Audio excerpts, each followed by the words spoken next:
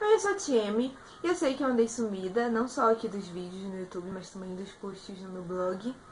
Mas o motivo da minha ausência é o tema do vídeo de hoje, que foi a prova de habilidades específicas da UNB.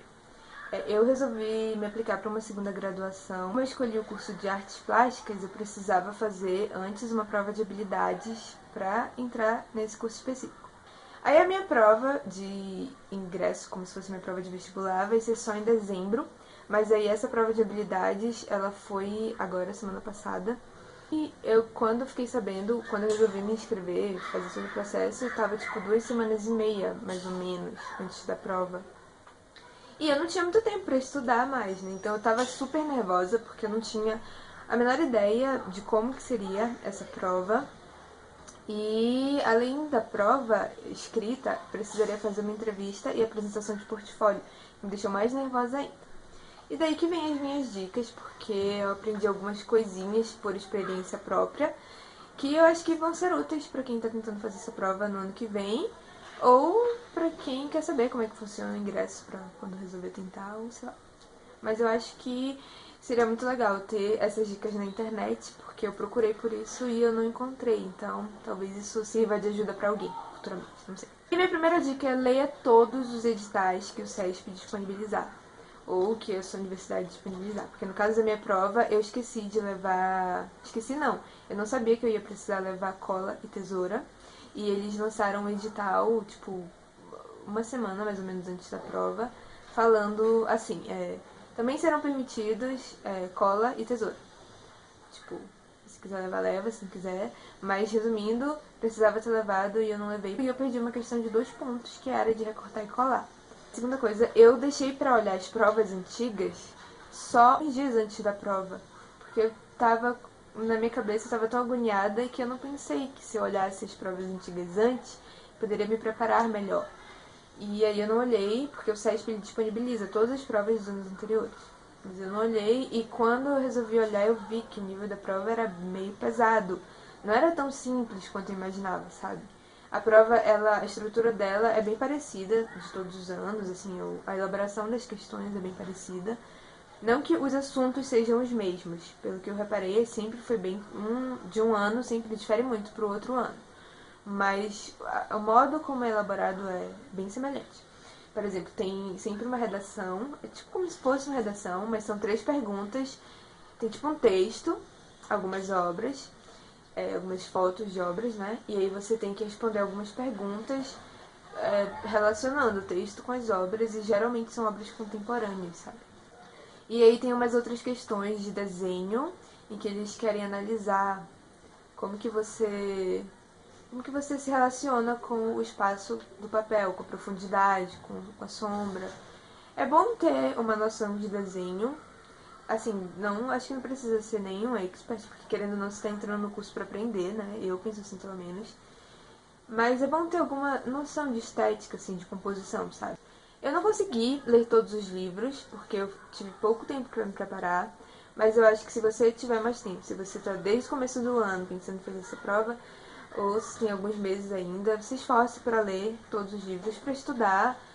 Mas mesmo que você só leia, eu acho que já te acrescenta muita coisa em termos de repertório. Eu aprendi muito, muito. Eu li o História da Arte do Gombrich, acho que é o seu nome dele, esqueci agora.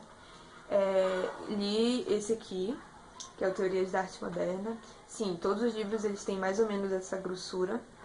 Tô lendo esse aqui, não cheguei a terminar também.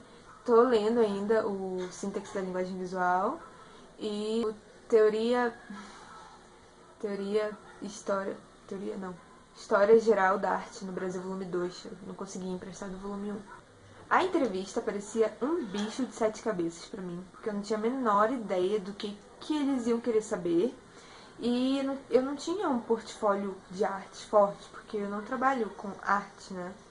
Então eu levei o que eu tinha, que foram algumas criações que eu fiz no CorelDRAW, que eram pôsteres. Foi isso que eu levei como portfólio. Mas assim, antes de ir pra prova, enquanto eu me preparava, eu tava super nervosa, porque eu não tinha ideia, e eu procurei na internet pra ver se tinha alguém falando sobre isso, no caso, por isso eu estou fazendo esse vídeo.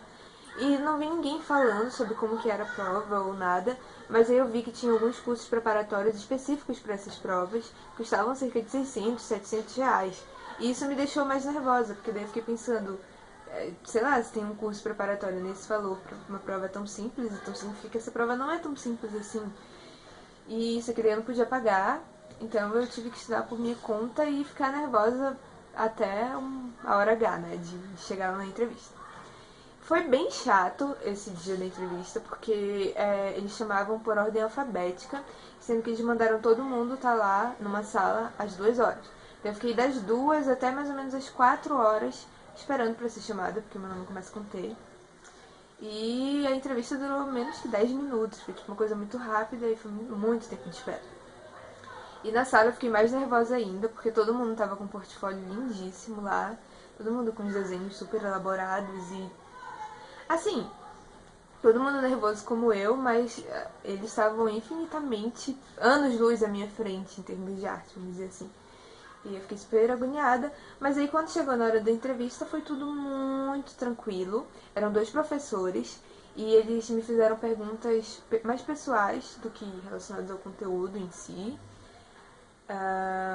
E eles nem olharam direito pro meu portfólio, tipo, não é nem que era porque era o meu portfólio e era ruim, eles tipo não... Quando eu perguntei se eu precisava explicar alguma coisa ou mostrar, tirar as folhas e mostrar pra eles, eles falaram que era, em resumo, o portfólio era uma formalidade, era mais pra eles terem uma noção do que eu penso de arte ou algo assim, sabe? Do que eu gostaria de fazer, mais ou menos isso. E eles me perguntaram por que eu queria fazer esse curso. E aí começou a conversar com a outra professora e comigo, falando sobre alguns aspectos do dadaísmo e me indicando um outro artista que pudesse ser referência, porque ele tinha me perguntado qual artista que era a minha referência, né, se eu tinha alguma inspiração, uma referência para querer trabalhar com isso. E aí eu não lembrei o nome do cara, que é um artista brasileiro, que eu inclusive ainda não lembrei, vou até pesquisar isso depois de fazer esse vídeo. Mas é isso. Se você está se preparando, eu acho que... Assim, se você não tem noção nenhuma de desenho, de portfólio, nem de nada, talvez valha a pena você fazer um curso preparatório, mas de um modo geral eu acho que é meio inútil fazer, porque a prova ela é difícil, mas ela é muito simples. Ela é simples como eu pensava antes de encher a minha cabeça de minhocas sobre tudo isso, né? Enfim, acho que já falei muito nesse vídeo. É isso, o motivo do meu sumiço, mas agora estou de volta, vou fazer novos vídeos legais sobre coisas que eu queira falar. E os posts já estão rolando lá no blog, quem quiser olhar, eu vou deixar o link na descrição do vídeo.